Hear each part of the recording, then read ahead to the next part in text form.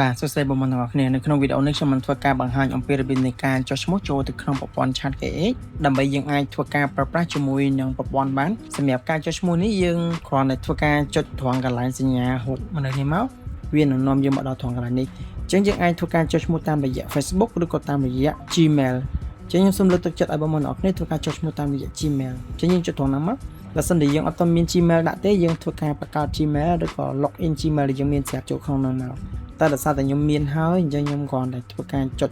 យក Gmail របស់ខ្ញុំនេះមកអូខេបន្ទាប់មកវានឹងធ្វើការចេញមកផ្ទាំងបែបនេះអញ្ចឹងយើងគ្រាន់តែធ្វើការចុច Open Telegram Bot ដើម្បីធ្វើការភ្ជាប់ជាមួយនឹងប្រព័ន្ធដើម្បីទទួលបានជាមួយនឹងការជូនដំណឹងសំខាន់ឬក៏ promotion ផ្សេងៗតែនេះខ្ញុំគ្រាន់តែបង្ហាញជូនទេ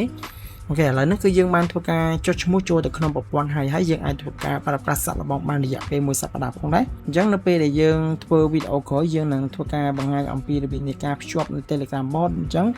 សម្រាប់វីដេអូក្រោយខ្ញុំនឹងធ្វើការបង្ហាញអំពីរបៀបនៃការបង្កើត Telegram Bot ហើយនឹងភ្ជាប់ Bot ចូលទៅក្នុងប្រព័ន្ធអូខេអញ្ចឹងវីដេអូនេះគឺមានតែប៉ុណ្្នឹងឯងអរគុណ